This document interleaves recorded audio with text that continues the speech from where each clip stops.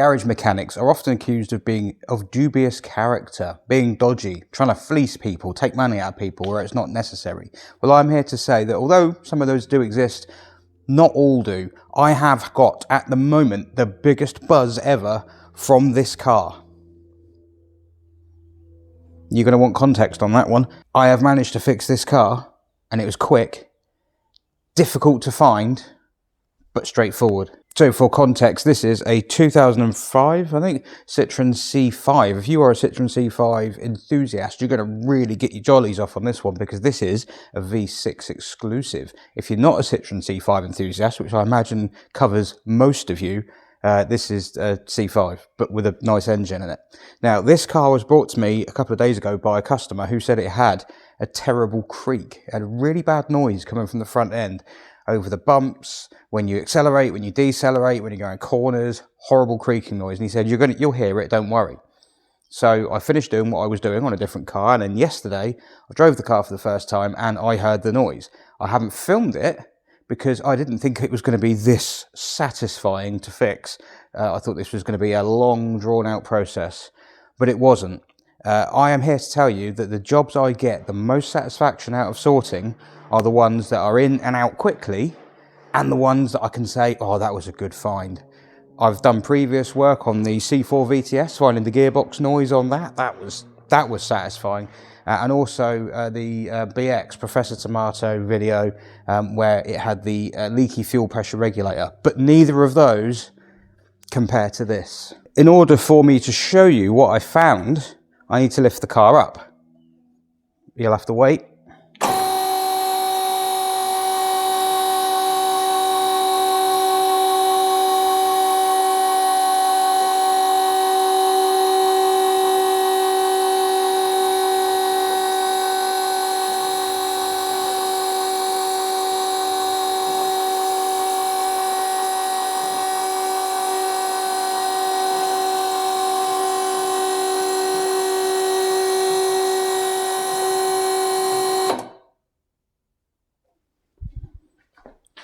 That was quite hard to stand there for that long. I've also noticed that the D Super that was on the ramp yesterday has defecated on a car behind it.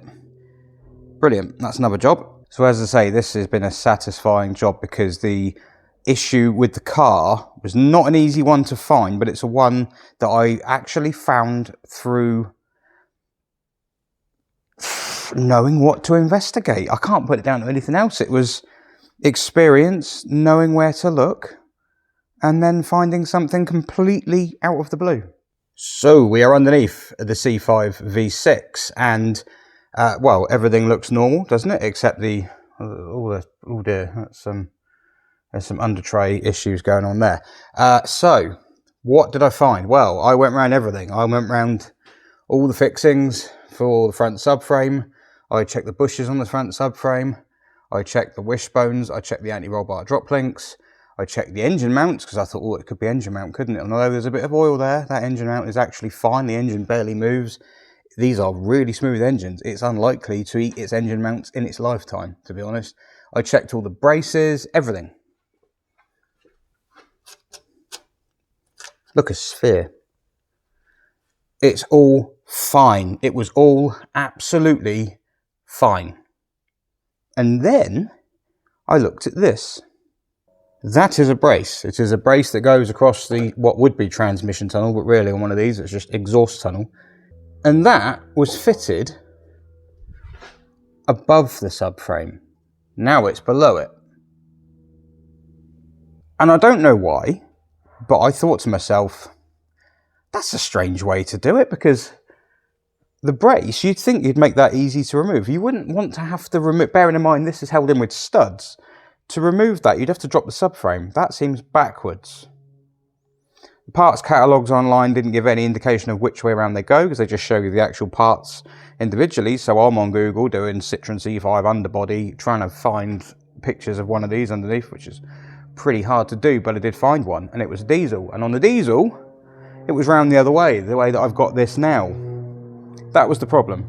Some wise guy had had the subframe down for some reason recently, and if I find out why, I will write it across the bottom of the screen now, if the customer relays the information to me. But it seems that the subframe has been dropped recently for some reason, and then this was refitted to the car, and then the subframe was fitted after, and the subframe, you can see where it was fouling it along there. The subframe was sitting against this, but when you torque it up, obviously that's now flat, but because it was stuck under here, it was kind of bowing up at the sides, so it wasn't actually fully torquing up. I mean, it must have been bending and flexing, because this is aluminium. These were done up tight, but I mean, God, yeah, it must have just been stressed. It must have been bending it. I haven't seen any long-term damage. Obviously, I've got to make the customer aware of it. There is a chance that there will be some future issues, but I can't see any.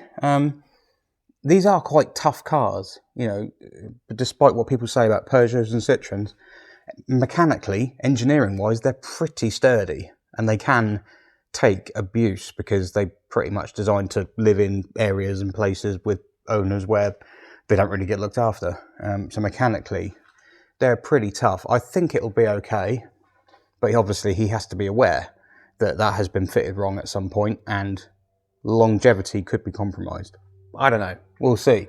Looks all right to me though, and because it's aluminium, you'd see bright cracks, you'd see bright silver coming through, but it looks like it's survived. Also, to help this, there are rubber bushes in there on this subframe, so they would have probably taken more of the, I mean, they were deformed and now they're not, so that probably would have taken more of the stress. But why did someone get that round the wrong way? Well, probably because people are human and they make mistakes, but that was a silly mistake. It's not been silly for the customer really, because just over an hour to sort this, about an hour 20 minutes I think it was, from getting the car, driving it, getting underneath it 3 times, putting on off ramp, off the ramp, on the ramp, off the ramp, trying to find this issue and happening to find it on Google. I don't care what anyone says, we are living in a good time. We have the internet, we have search engines. If you went back in the 80s, I'd never have found a picture of that, and it would have been fitted wrong forever, and it would have been scrapped like it, probably because it was making an awful noise and no one could fix it. Yeah, it just goes to show that, you know, you don't always want the big jobs and big bills for customers. 1 hour, 20 minutes, in it comes, out it goes. It's a hard working car, this. It's not clean, it's not shiny, it works for its living, and it's going to continue to work for its living. So yeah, we're not all shysters.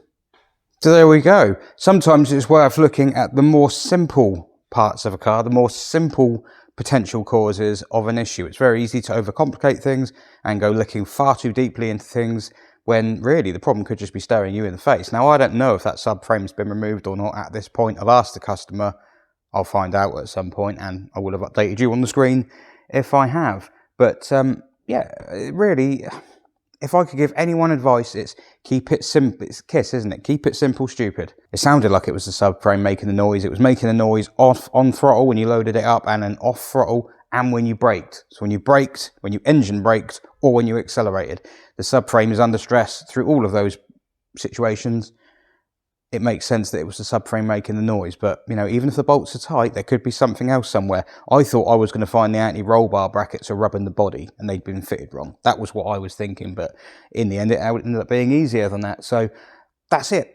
Quick video to say, yeah, sometimes it's simple things. We don't like taking loads of money off people. I hate doing it. I like jobs where they come in, quick resolution. Oh, that was a good find. Go home feeling quite smug about myself.